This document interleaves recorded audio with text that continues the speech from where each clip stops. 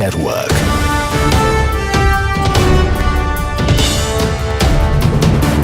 India's largest news network. I can assure you that Indian aviation is probably one of the safest in the world. We have all the protocols in place. Our DGCA is very robust and effective, and to find, to pick holes into our ability to manage Indian aviation would be very unfair. And I always say this, and I repeat, that aviation is either 100% or zero. There's nothing like 99.9% in aviation.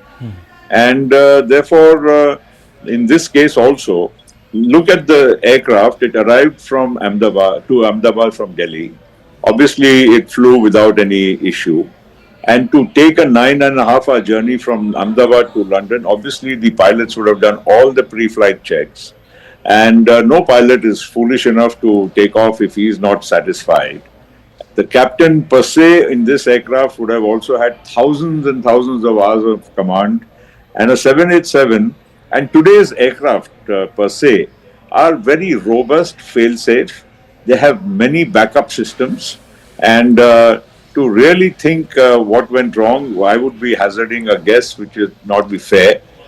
But the point here is the aircraft did go on a takeoff roll, and between the time the wheels went up and the time it crashed, probably the time frame would have been almost only about 60 seconds or so, because you can't go to 800 feet and crash, and it will be within the time span is only 60 seconds.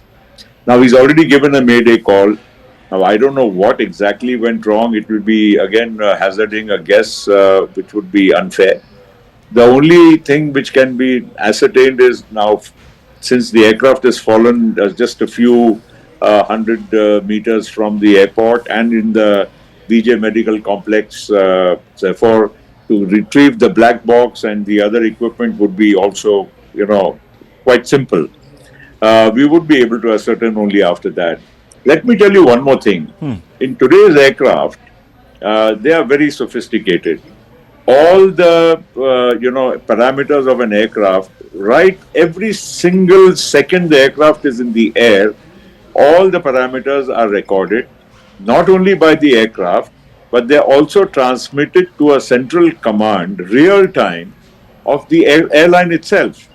So if there is, when an aircraft does a flight, there is a way to ascertain every single parameter during whatever the duration of the flight. So if anything would have gone wrong prior to this flight, or which may have escaped the attention of anybody, I'm sure this will be retrieved in no time once the equipment is found. Now, Mr. Patel, just to go back in time, because this fleet, the Dreamliner, very, very safe. I think from what the experts are saying, and I only have them to sort of lean on for facts, they've said that this is the first time a Dreamliner has actually crashed anywhere in the world. Now, most of these Dreamliners were purchased, I suppose, about 10, 12, 15 years back by Air India when it was still government-owned. Obviously, there would have been a huge procedure that must have unfurled within government to select the plane. There would have been due diligence. There would have been all sorts of studies that would have been conducted. Well, most certainly. I mean, first, the procedure itself in government is a very robust procedure. Goes through several layers. And ultimately, the basic selection of aircraft is done only on technical parameters. Because, the airline, requires a certain type of aircraft for certain, lengths of the flights. You want to go to the US, you want to go to the European countries, or to, 8-hour flights, 12-hour flights, and so on. And the kind of configuration you want. Let me also tell you that the Dreamliner, at the time it was ordered, was one of the most sophisticated, advanced fly-by-wire aircraft which was going to be produced. And it was ordered by...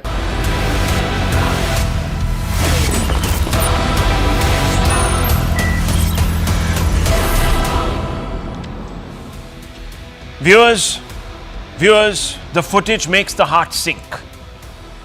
In 30 seconds, it was all over.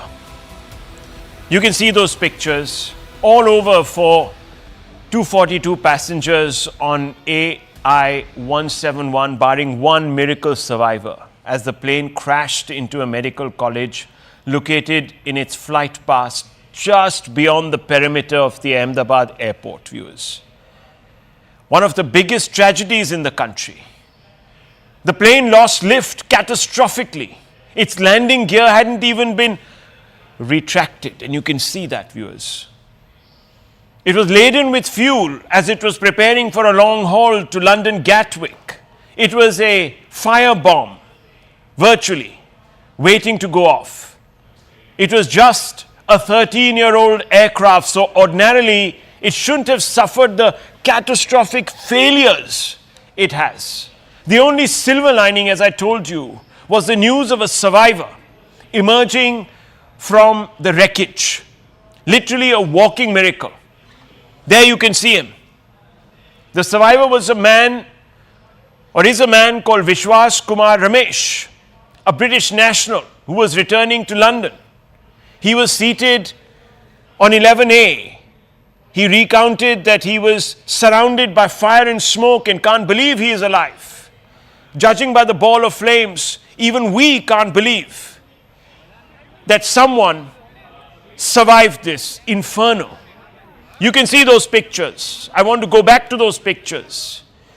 There are two visuals of that crash. One, of course, is this entire sequence from takeoff to crash, which makes the heart sink and the stomach churn. And there is another one, caught from a distance, from a different angle. There it is, viewers.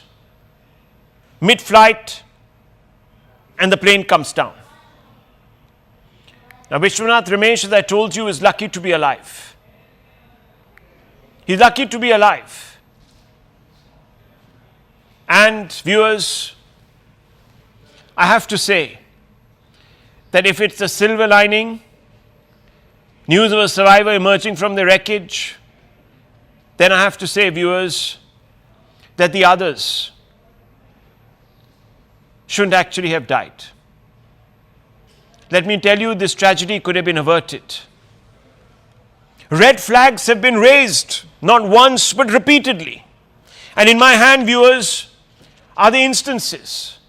The DGCA that comes under the central government has flagged numerous issues with Air India through show cause notices, but never got adequately satisfactory responses. That is what the DGCA has said on numerous occasions. If this is the case, why did the DGCA give such a long rope to Air India? These are questions the DGCA must answer. The Tata Group, the DGCA needs to come out and explain. At one point, for example, the DGCA said and flagged, quote, instances of unauthorized entry into the aircraft cockpit have been reported to the DGCA in the recent past, wherein persons having no authority or purpose were permitted entry into cockpit, unquote. This is a serious breach. But more than this, there were show cause notices for risky flight safety. Viewers, there are many instances, and these instances begin from June 2022, when Tata took over Air India. Now, viewers, the Tata Group came with a halo. It emphasized the fact that Tata was the one that was taking over Air India. Why? Because there's a certain brand resonance. There's a certain trust factor associated with the Tata brand. Viewers, did the Tatas squander that trust? Did they barter it for profitability? I don't know. I can only tell you the instances when it appears that it has been quite lax on the issue of safety. On January 2025, it was fined 30 lakhs for allowing a pilot to fly without completing mandatory takeoffs and landings. How could you do that, viewers? The Tata brand stands for something. How could they cut a corner such as this? The DGCA once said, quote, instances of unauthorized entry into aircraft cockpit have been reported to DGCA in the recent past, wherein persons having no authority or purpose were permitted entry into the cockpit. Air India pilots raise alarms over extended duty hours, with unions, ICPA and IPG alleging safety compromises and regulatory violations. All of this has happened. They seek immediate action to halt the coercion for extended flight duty time limitations, FTTL that is, and uphold aviation safety standards. The point is that to make Air India profitable, we're being told corners were being cut regularly. Maintenance crews were cut back. I'm not saying that these issues are directly linked to what happened tonight or earlier today, but I'm saying that there were problems in the manner in which Air India has been running its business, potentially taking its duties casually. And that's the problem. Trust is of utmost importance in this business. Did the Tata Group barter that for profitability? That's a question I'm going to be repeatedly asking. And viewers, if this was the track record, if the DGCA itself was not satisfied as it maintains on its own, and let me read out something to you, viewers, from another part of this report that I have. It said, in May 2024, the DGCA issued a show cause notice after 2 long-haul flights left passengers in stifling cabins without proper air conditioning. The notice stated the airline was time and again failing to take due care of its passengers, unquote. It is just a mentality. And the DGCA, if it found that the airline was so constantly in breach of its own standards, why didn't it do something about it? There's also something else. A whistleblower had urged the maker of the Air India Dreamline plane, Boeing, to ground the fleet. Boeing engineer Salehpur urged maker to ground every 787 Dreamliner, flagging risk of premature failure. Salehpur claimed manufacturing giant took shortcuts to reduce production bottlenecks while making the 787. He also came out with a complaint that read, gaps in separately manufactured fuselage sections faulty, reduces durability, raises the risk of a catastrophic failure. I'm not saying that happened earlier today, but between 21 and 2023, the Federal Aviation Administration of America and Boeing paused deliveries of the new Dreamliners to investigate the issue. Boeing later stated it had updated its manufacturing process and deliveries eventually resumed. Did Air India do its due diligence with Boeing? How did it satisfy itself that Boeing has taken care of the problem? What was the nature of this due diligence? Because in just this year, there have been 6 incidents involving the 787. This is the 6th aircraft incident in 2025 involving a Boeing 787 Dreamliner. Washington-bound Boeing 7878 Dreamliner made an emergency landing in Lagos after declaring a mid-air emergency. September 2024, an Air India Boeing 787-800 passenger plane en route from Delhi to Birmingham made a precautionary landing in Moscow due to technical issues. There was another problem between an Air India plane, Dreamliner, Delhi to SF, made a precautionary landing in Siberia. Why? Because the crew detected a potential issue in the cargo hold. May 2024, Boeing warned airlines flying its 787 Dreamliner model to inspect certain switches in the cockpit after a New Zealand-bound LATAM plane dropped violently mid-flight, injuring several passengers. You might even remember that incident. There's also the Turkish angle, viewers. Air India had signed an agreement with Turkish Technic for the maintenance of its wide-body aircraft. After Operation Sindoor, this was reviewed, or the contract is under review. I don't know the exact status. I'm not saying at all, viewers, that it did this so deliberately. But viewers, there are a lot of questions that need to be answered, specifically aimed at arriving at a conclusion. Could this have been prevented with greater care from both the DGCA and Tata? Today, the Tata Group has expressed regret. But is it nearly enough, viewers? Noel Tata, chairman of Tata Trust, said he's deeply saddened by the tragic accident involving Air India Flight 171. Heart-wrenching incident has brought immense grief to countless families. Our thoughts are with all those who have lost their loved ones, and our heartfelt condolences to bereaved families and stand in solidarity with them during this unimaginable time, unquote.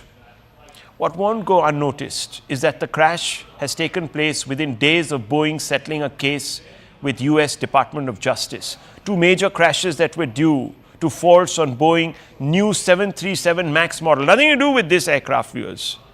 In Indonesia and Ethiopia in 2018 and 2019, those are the two cases. Last month, Boeing paid off $1.1 billion in a deal with the US Department of Justice to avoid prosecution over the two crashes. Lawyers for some of the victim families call the payoff deal morally repugnant. Now, viewers, some questions need to be asked. We can't simply put this down to misfortune. We can't simply put this down to an awful constellation of consequences. No, viewers. We still don't have the report, but far too many lives have been lost on the ground and in the aircraft. And I want to open this up. We have with us M.R. Sivaraman, former DGCA, KVG Rao, former cabin crew, Air India, Captain Amit Singh, founder of Safety Matters Foundation, Devesh Agarwal, aviation expert, Parvez Damania. All of these people are very well known. Suhail Seth will also be there with us in just a few moments. But I want to first begin asking some very straightforward questions. And I want to begin with former DGCA, KVG Rao, former cabin crew, Air India also. Now, Captain Amit Singh, are you there with us? Okay, why is he not there? Let's get him on because it's important. Mr. Sivaraman, former DGCA, what do you make of the incident today? What do you make of it? It is very difficult to come to any conclusion right now or even make a guess. Normally, when an aircraft is cleared for takeoff, it is cleared with respect to all its parameters, without which no pilot of the experience of this gentleman who took command of the aircraft would have accepted to fly the aircraft. And moreover, this aircraft has been flying for the past 11 to 12 years. And all its defects, deficiencies, everything might have been noted, and they would be on record for the DGCA to investigate them properly.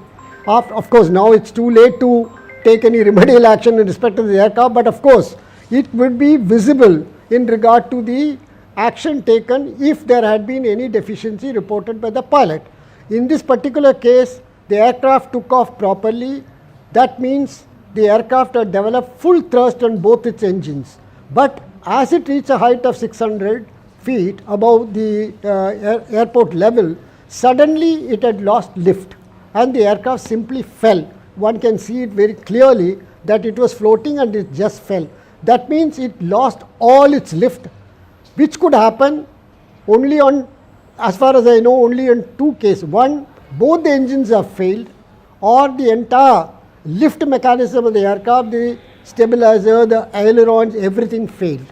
Now that cannot happen unless there has been a catastrophic negligence in regard catastrophical, you say, catastrophic negligence, but it could have been a catastrophic failure, and this has been flagged by a former Boeing engineer, Mr. Salepur. You know this case. We all know this case. It was flagged last year. Yeah, I know. He warned. He said, ground these flights, ground these planes.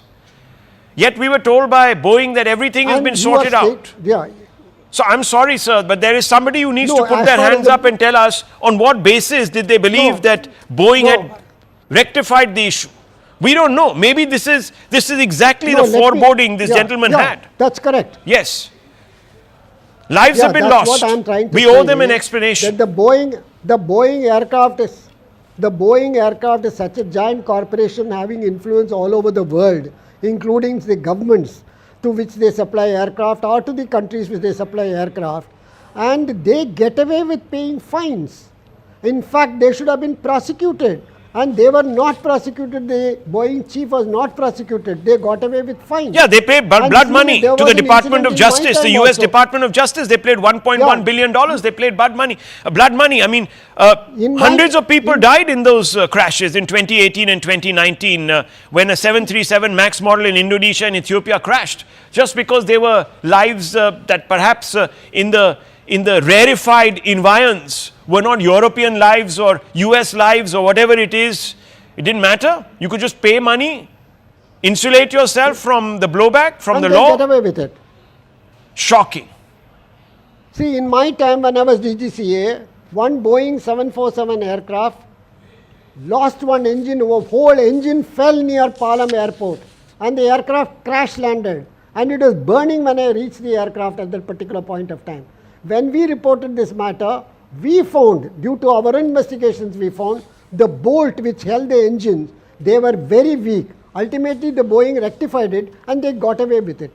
These are giant companies. What can we do? At the most, we can say, okay, we will not buy any more Boeing aircraft. That is one decision the country can take. The government can take, the airlines can take. Secondly, the point that you have mentioned in your introduction, that several notices were given to the Tata Airlines and they are not complied with the DGCA's instructions. That's a very sorry state of affairs.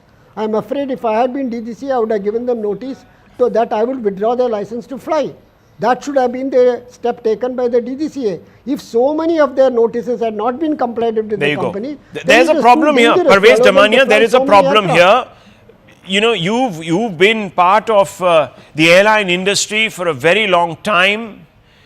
I am shocked, Parvez Damania.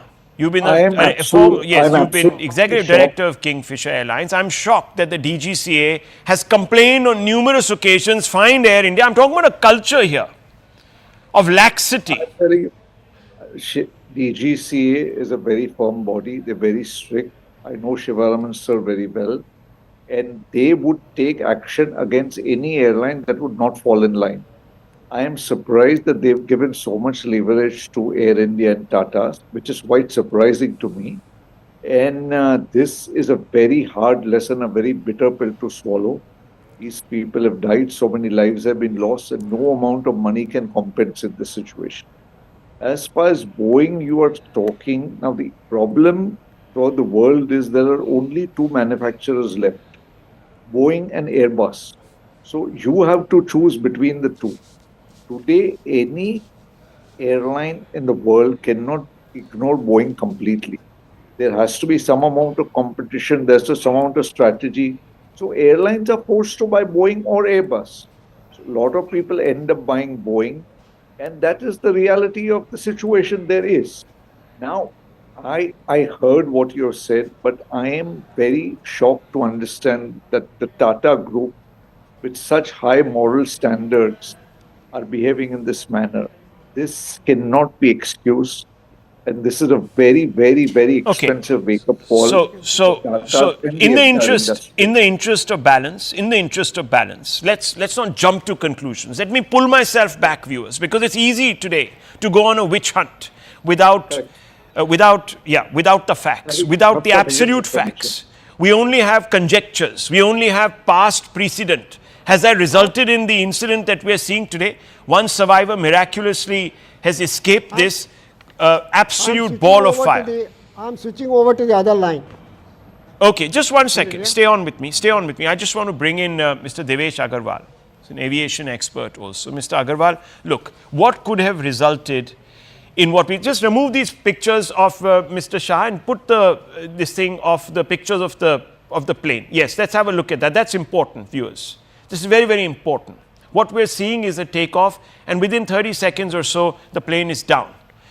Mr. Agarwal, what do you make of this? What could have happened? What could have happened to this plane? I think you're on mute, sir.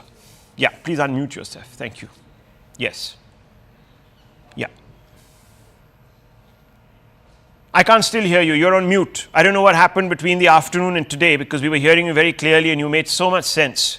He's still on mute. I don't know. Okay, let's try to come back to you, but let me bring in Wing Commander Sudhakaran. Wing Commander Sudhakaran, you've been a pilot. What do you make of this? What do you think has happened? Some people are saying that the flaps of the airliner weren't opened to a particular degree, etc., etc. Everyone's become an expert. What do you think is happening? To begin with, I'm not a pilot. My mistake, sir. I'm a nautical engineer. So I'm qualified on avionics, not a pilot. But having said that, having served in the Air Force and having been around the aircrafts and seen enough accidents. See, any accident, the primary cause is generally assessed through what is called as the Swiss cheese model. And that has been brought out by many experts. It's not one reason which leads to an aircraft accident. It never happens. It is a layer of cheese which gets aligned, and all these holes, when it gets aligned, that's when that perfect accident happens. And unfortunately, today was one of the day, and my heart goes out to people who lost their lives. I stand with the families today. But if you try and assess, there is one thing that is very clear here. There is something that is catastrophically failed. Okay, something catastrophically wrong. Okay, let me bring in now Devesh Agarwal, if I can hear him. Devesh Agarwal, what do you make of this? Okay, Rahul, if you see the video with the audio on, you can hear engine sounds. So, the thoughts of people saying that there's a sudden loss of power. Actually, there seems to be a sudden loss of lift.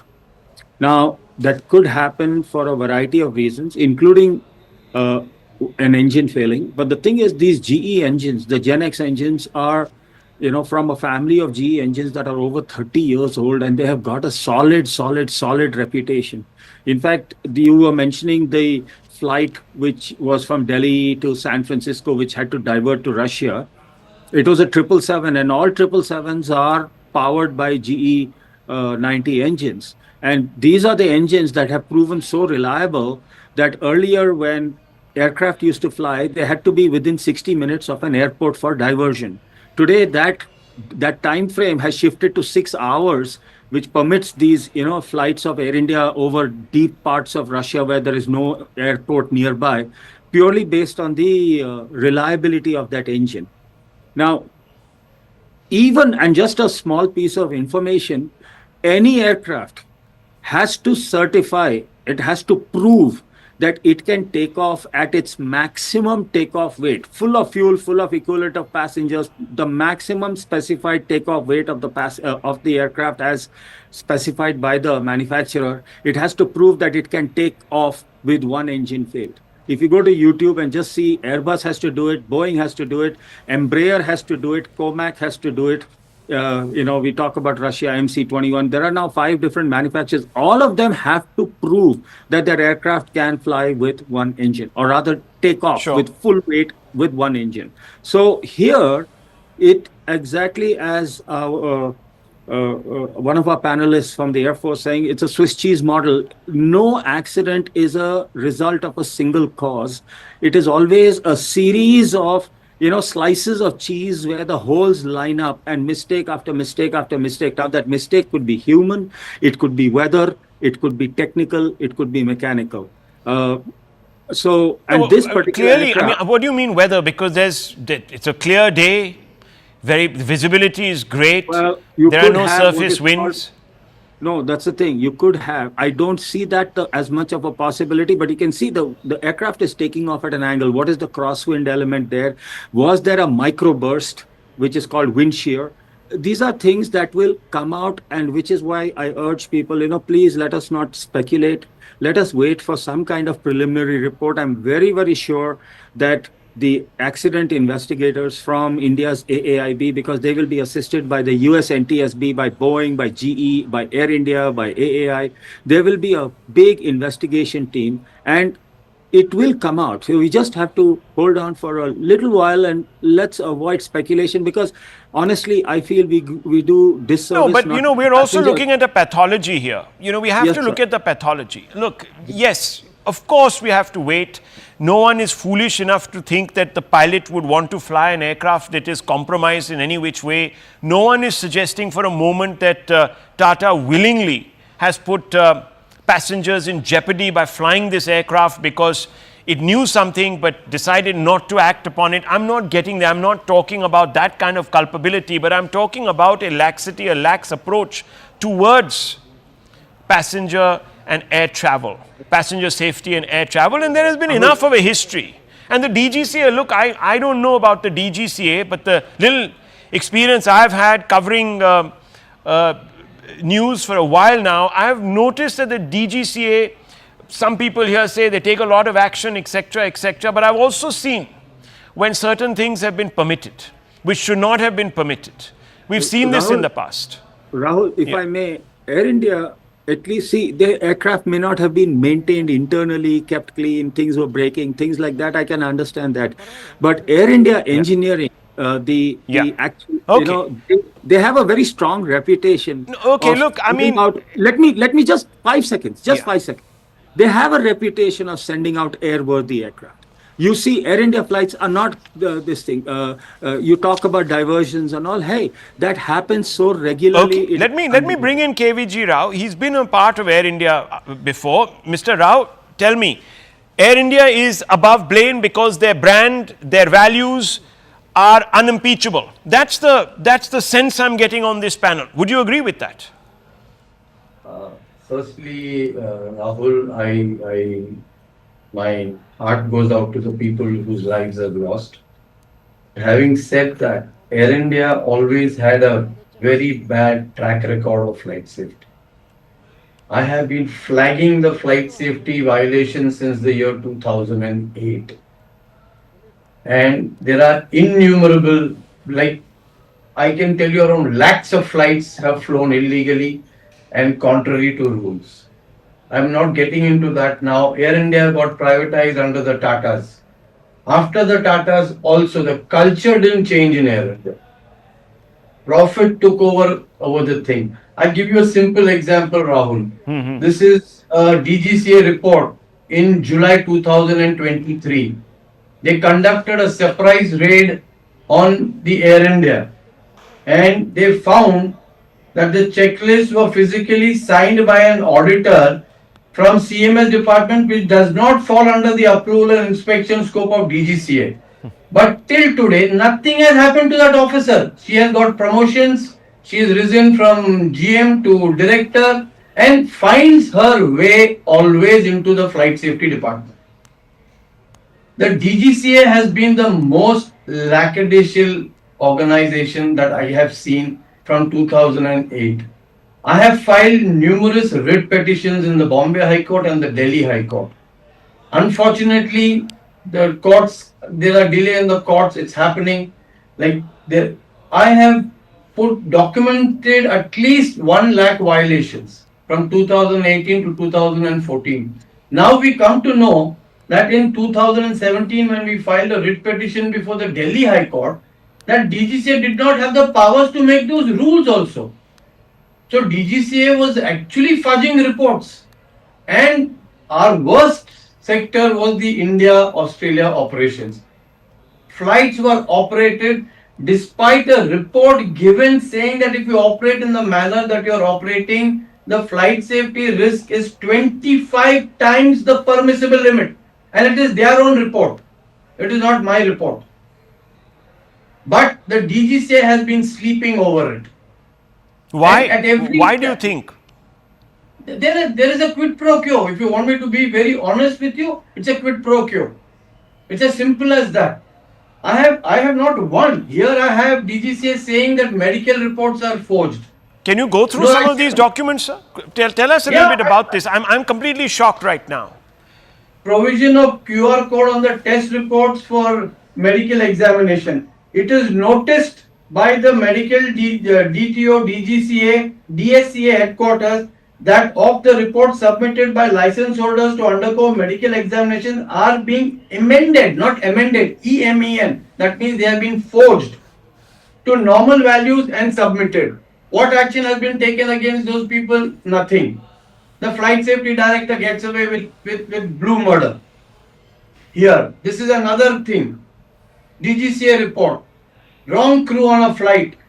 And they flew halfway to realize that the person on the left hand side was not competent to be on that aircraft in the first place. Oh my God. No action. No action taken. And which airline is this? Which airline is Air this? India. I am only talking about Air India. When, sir? When? What period? What time period? 23rd August 2024. So this is after Tata's took over? Yes, 23rd December 2023. Okay. July 2023. Rahul, I will not make a statement without having documents. I have approached the civil aviation minister n number of times. His ears have been filled by people who have committed these frauds. Which civil aviation minister? You talking about Mr. Naidu, the union civil The aviation present minister? one also, I just sent a mail to him, and the earlier ones also. In fact, for violations, I have also obtained court orders to file FIRs. They have taken it to the High Court, fraudulently obtained interim release. We are fighting it. I have been fighting this battle, Rahul, since 2008 on the flight safety violations. After the arrival of the 787s, all the rules were tweaked. Each and every rule on the India-Australia operations where Air India started their 787 flights were tweaked. Contrary to what Mr. Naseem Zaidi, who was then the DGCA, was very particular. That no, this is how you will operate these long-range flights which are over 14 hours of flight time. It is their own DGCA officers who have violated those rules. We have brought it to their notice, but nothing happens. Because like I said, there is political compulsions, there is maybe gratuities involved. And I make this statement with full responsibility, Rahul. I have seen it day in and day out. I have been a victim of exposing these corruptions. So tell me something, sir. You said that you've approached the courts. You're not getting a hearing from the executive or from the DGCA or from the airlines, what have you, but you approached the courts. And what has the court done? The court in this country that is constantly, viewers, unveiling itself in activism. Now let's listen to what the courts have done in this country. Mr. Rao, tell us. I filed 2 writ petitions in the year 2013 and 2014. Till 2019, neither did Air India nor did DGCA file a reply to those writ petitions. And 2019, the present Chief Justice of India, Justice Gawai, had to pass an order saying it is unfortunate that for 5 years you have not filed a reply on the violations that took place from 2013 to 2019. My gosh. I have filed criminal cases on these people because they have endangered lives. The court, and I'm sorry, the courts also have let me down badly. So we're not surprised. I'm sorry, I'm not surprised. I'm telling you, Rahul, these are all criminal cases filed by me in the criminal courts. I have at least 63 criminal cases. So are you saying, so Mr. Rao, let's just cut to the brass tacks. Are you saying that this kind of an incident could have been averted had there been greater honest vigilance? Is that what you're saying? No, let me give you an example. For example, let me give you an example. On March 2025, DGCA show causes Air India 80 lakh fine for breaching pilot flight duty time limits.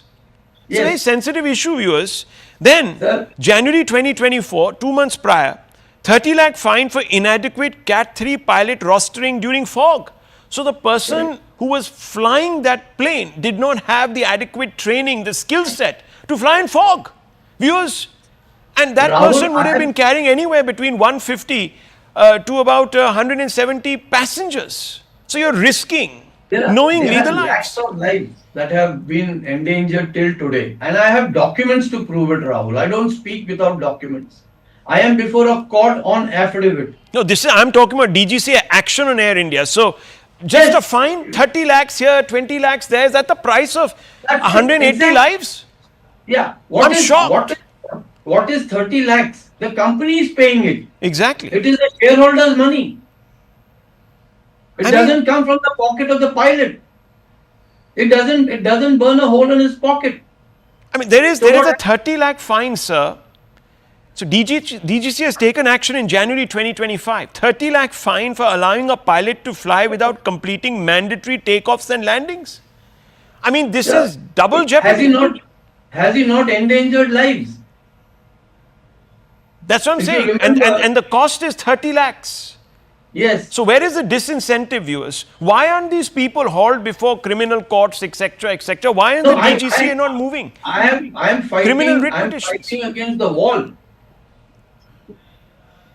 I mean, I stick out like a sore thumb because I'm a whistleblower. My family is being hurt. I mean, I know what I'm going through, what I'm doing. So let me just hold on, sir. This is very, very. First of all, we salute you for your yeoman service. Unfortunately, viewers, look at this.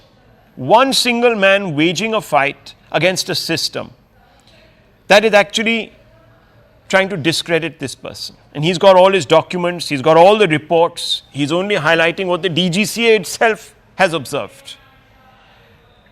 I mean, how bizarre is this, viewers?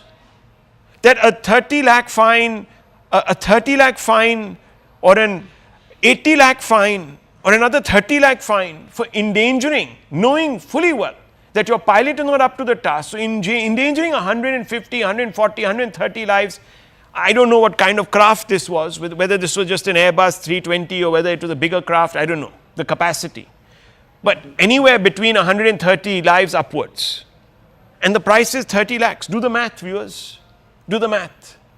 Today, Air India has announced compensation of 1 crore for each of the passengers who lost their lives. 1 crore, viewers.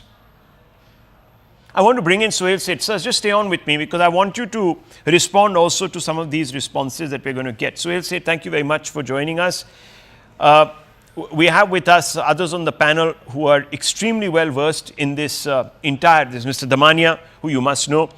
I want to begin by asking you, there's growing evidence to suggest that Air India hasn't taken its responsibilities very seriously. And therefore, can the Tatas just walk away from all of this thinking that they're blameless, Mr. Seth? I don't think the Tatas are the kind of group that will walk away from any responsibility. Rahul, you were there when 2611 happened. Ratan Tata, R.K. Krishna Kumar at that point in time stood right outside the Taj. Mr. Tata attended every funeral. We gave help to everyone. The Tatas gave help to everyone. They offered help, both financial and emotional. I don't think the Tatas as a group is the kind that will walk away from anything. A. B. You've seen N. Chandrasekharan's statement. The statement very clearly says that we will get to the bottom of this. We will offer all the support, all the help to all the families that have been affected by this crash. Look, no one, and least of all a group as venerable as the Tatas, would want anything of this kind to happen. So, while everyone says, oh, the DGCA has flagged this, the DGCA has flagged that, then my question, Rahul, to you as an ordinary Indian citizen is, then why did the DGCA not take action? Everyone says, oh, but the DGCA wrote to the Tatas, DGCA wrote to this. Please remember that Tatas have more to lose should there be a problem, and as there has been of this magnitude reputationally, than the DGCA. A. B. This is a group that took on Air India when no one wanted to touch it. Made changes. You had visible changes in both the consumer experience and the refurbed aircraft. So, someone needs to cut the Tatas some slack.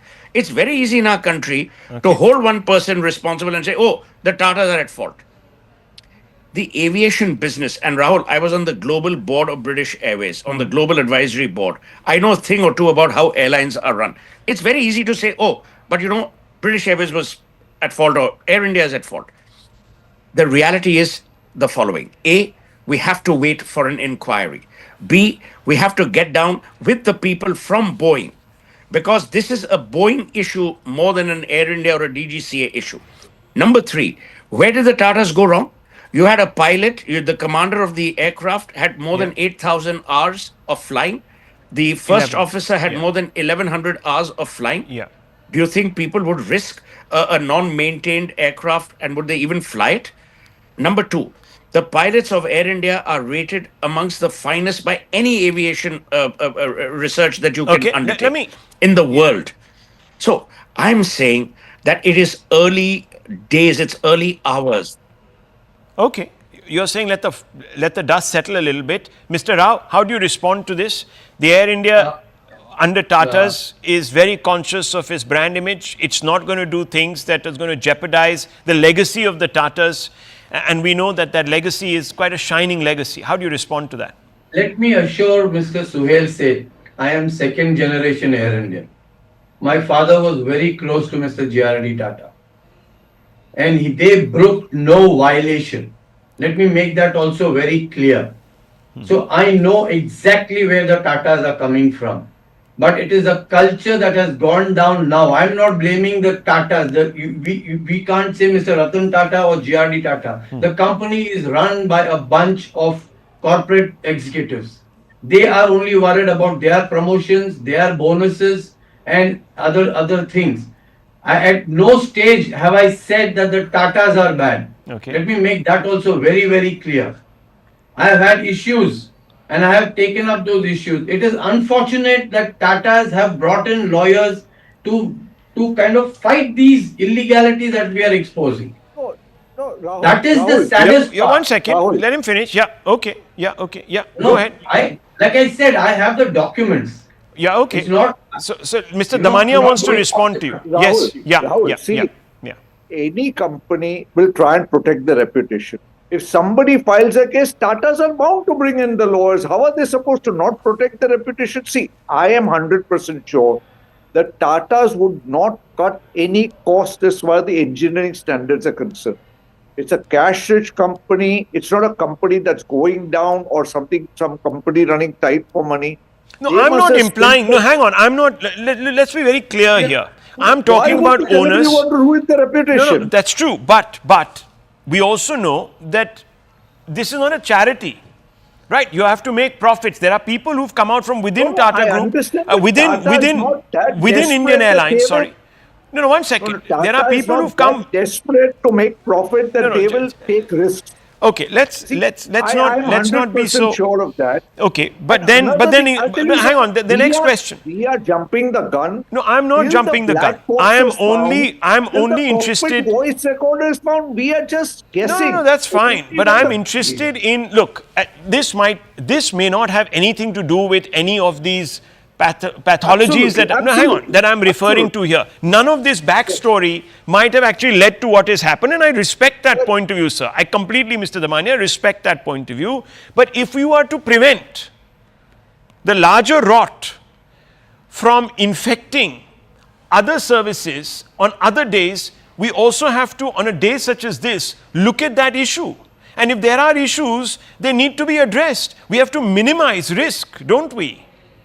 At every stage, safety comes first in aviation. There we go. Nobody's going to So compromise on safety. I am looking at a track I know record that no doesn't engineer inspire is much gonna risk confidence. his I don't life. know if this is about making money, saving, the extra rupee here or 10 rupees there to boost profitability. I don't know. I'm not going into all of that. But what I'm seeing is a kind of laxity. It's a kind of culture that I think Mr. Rao is referred to. He's talking about the corporatization of Air India under the Tatas. And Mr. Suhail said, look, if the Tatas are so conscious about their image, why would they deploy, for example, pilots that aren't adequately trained to operate in low visibility conditions during fog? I mean, this was in 2023, December 2023, and they are fined in January 2024. Mr. Seth, can you hear me? Yeah. It's a great point that you've raised. Now let's go step by step.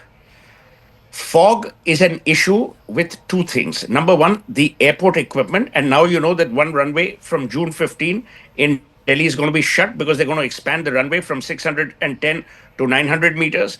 And they're going to install equipment which will allow for fog landings. Number two, why are you blaming only Air India or the Tatas?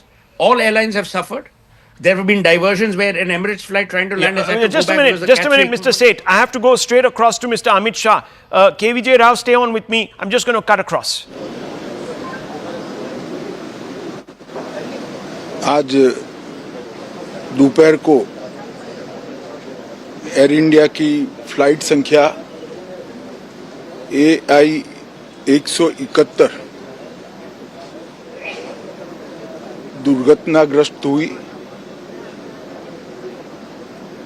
और कई passenger इसके अंदर हताहत होने की संभावनाएं हैं। इस घटना से पूरा देश क्षुब्ध है और पूरा देश एक साथ पूर्ण संवेदनाओं के साथ ये जो दुर्भाग्यपूर्ण हादसे में पैसेंजर हताहत हुए हैं, इनके परिजनों के साथ खड़ा है। सबसे पहले मैं भारत सरकार, गुजरात सरकार, भारत सरकार के प्रधानमंत्री जी और गुजरात सरकार की ओर से भी जो लोग हताहत हुए हैं, इनके परिजनों के प्रति गहरी संवेदना व्यक्त करता हूं। 10 ही मिनटों में हादसे के भारत सरकार के पास सूचना पहुंची। तुरंत ही मैंने मुख्यमंत्री जी, यहां के गृह मंत्री, होम डिपार्टमेंट के control room, civil aviation department, civil aviation मंत्री, सभी से संपर्क किया।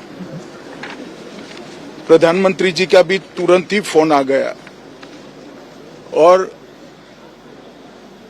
भारत सरकार और गुजरात सरकार के सभी डिपार्टमेंट एक साथ होकर राहत और बचाव कार्य में लगे। इस विमान में कुल मिलाकर 230 यात्री देश के और विदेश के और 12 क्रू मेंबर सवार थे। इसमें से एक यात्री का बचने का अच्छा समाचार मिला है, मैं उनको मिलकर आया हूं। मृत्यु का आंकड़ा तो डीएनए परीक्षण और यात्रियों की पहचान के बाद ही अथॉरिटी अधिकृत रूप से घोषित करेगी, मगर जो यात्री बचा है उसको मैं मिलकर आया हूं। घटना के तुरंत बाद गुजरात सरकार ने बहुत त्वरा से डिजास्टर मैनेजमेंट की सारी इकाइयों को अलर्ट करते हुए, चाहे हेल्थ डिपार्टमेंट हो, चाहे फायर ब्रिगेड हो, चाहे पुलिस विभाग हो, भारत सरकार की भी सीएपीएफ को संपर्क कर सभी ने एक साथ मिलकर राहत और बचाव का कार्य चालू किया। मगर 1.25 लाख लीटर ईंधन विमान के अंदर ही था और लगभग गर्मी, तापमान इतना ऊंचा हो गया कि किसी को बचाने की मौका ही नहीं मिला। अब मैं घटना स्थान पर भी जाकर आया हूं। सारे यात्रियों के मृतदेह को बाहर निकालने का काम लगभग समाप्त हो चुका है। जितने यात्रियों के परिजन यहां पहुंच चुके हैं, वो सबका डीएनए लेने की कार्यवाही भी 2-3 घंटों में समाप्त हो जाएगी। विदेश में जिनके परिजन हैं, उनको सूचना देने की कार्यवाही समाप्त हो चुकी है और जैसे ही पहुंचते हैं उनके भी डीएनए सैंपल लिए जाएंगे और मृतदेहों की पहचान के लिए जितने मृतदेह मिले हैं, इनके भी डीएनए सैंपल लेने की कार्यवाही समाप्त हो चुकी है। गुजरात में ही लगभग 1000 के आसपास डीएनए टेस्ट करने पड़ेंगे। ये सभी टेस्ट करने की क्षमता गुजरात में विकसित है, तो डीएनए टेस्टिंग के लिए कहीं गुजरात के बाहर जाने की जरूरत नहीं पड़ेगी। गुजरात की एफएसएल और नेशनल फॉरेंसिक साइंस यूनिवर्सिटी दोनों मिलकर कम से कम समय में डीएनए का परीक्षण पूरा करने के बाद परिवारजनों को अपना मृतदेह, परिजन का मृतदेह सौंपने का काम करेंगे। उनके रहने की सुविधा, उनकी सांत्वना की सुविधा, जिनको मेडिकल प्रॉब्लम ट्रॉमा के कारण हुए, इनकी मेडिकल की सुविधा, ये सारी व्यवस्था बहुत सुचारू रूप से हो चुकी है। अभी रिव्यू मीटिंग में सारी व्यवस्थाओं को हम सब मंत्रियों ने साथ में मिलकर देखा है। एविएशन डिपार्टमेंट ने अपनी जांच शुरू कर दी है और जांच तेजी से आगे बढ़े, इसके लिए भी एविएशन मंत्री जी ने सूचनाएं दी है। मैं फिर से एक बार राहत काम में जिन जिन एजेंसियों ने त्वरा के साथ बचाव और राहत का काम किया, वो सभी का धन्यवाद करना चाहता हूं।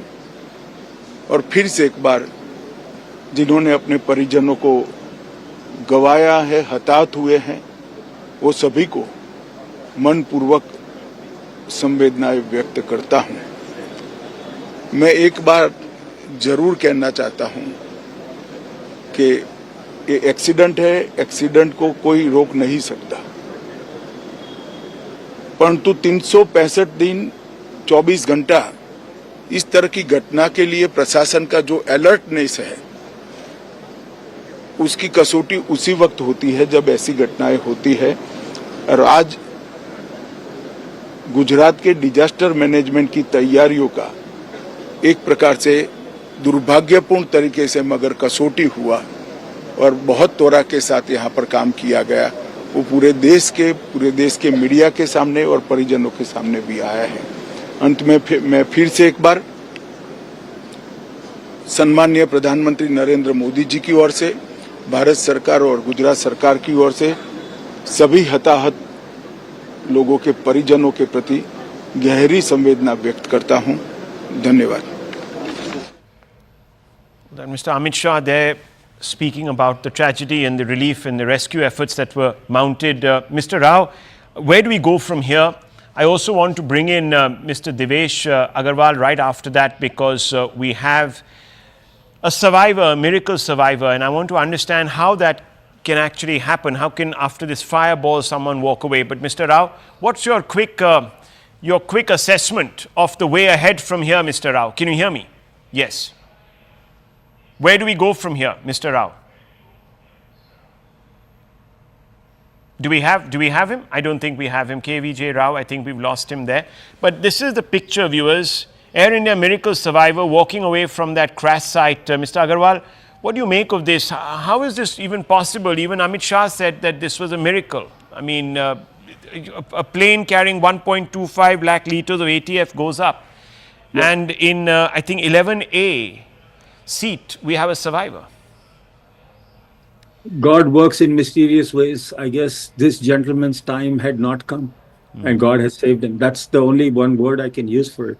But since you're talking about this, Rahul, one point I'd like to this thing. I've seen some videos that are so graphic, and I would ask all your viewers also. We are talking about, those 75 students in the hostel, yes, and the passengers, of course, who have perished.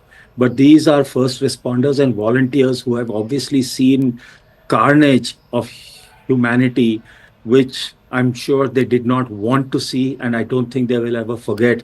And I just would hope that the government would reach out and provide these first responders the kind of counseling they will definitely need post such a horrific thing.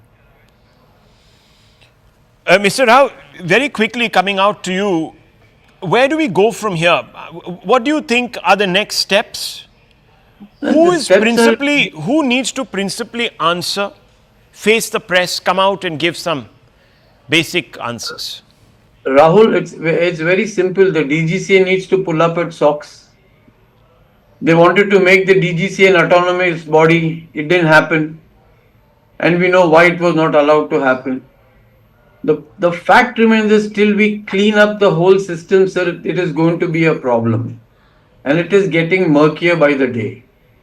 Like Mr. Seth was saying, why aren't we discussing other airlines? Let me tell you, sir, as on today, every aircraft is in violation of the minimum crew limitations. DGCA themselves have written a letter to me.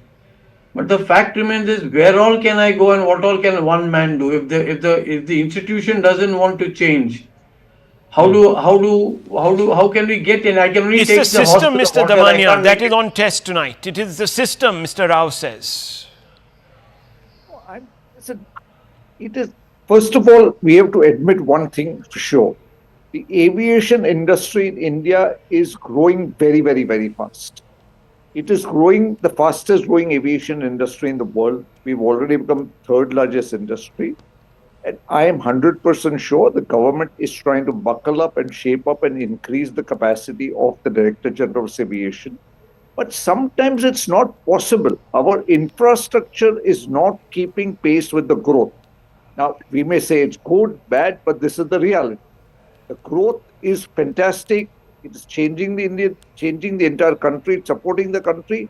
Okay. And when an industry grows at this speed, there are going to be problems. I'm sure the government is going to do everything possible to bring this into better shape. But I think not if we don't ask the right questions. Not if we don't ask the right questions. We need to ask the right questions. Okay, no, hang on. Let me go back to Mr. Seth. I had to cut him off there. Mr. Seth, look, it all comes down to accountability. The Tata are very conscious, you say, of their image, but then we have seen aberrations. Mr. Rao has also pointed them out. I have the details here. What do we do in a situation like this? We don't ask questions. What do we do? They're going to install equipment which will allow for fog landings. Number two, why are you blaming only Air India or the Tatas? All airlines have suffered. There have been diversions where an Emirates flight trying to land has had to go back because the Cat 3 equipment is not working. The problem, Rahul, is no one understands, and you more than anyone else will understand when I say what I'm about to say. Pilots have to be type rated for Cat 3 landings. And that is why, if you see pilots in countries where there is a lot of fog, whether you look at the Nordic countries, whether you look at some parts of America, they're Cat 3 trained. That Cat 3 training requires investment, which the Tatas have made. Which is why, if you go back to December 2024 and compare it to December 2023 and look at Delhi airport, you will see the number of diversions or the number of non-landings owing to fog were far less because the Tatas had put into place certain measures. I can only ask Now, the questions. here's the thing. You rightfully said hang on. that the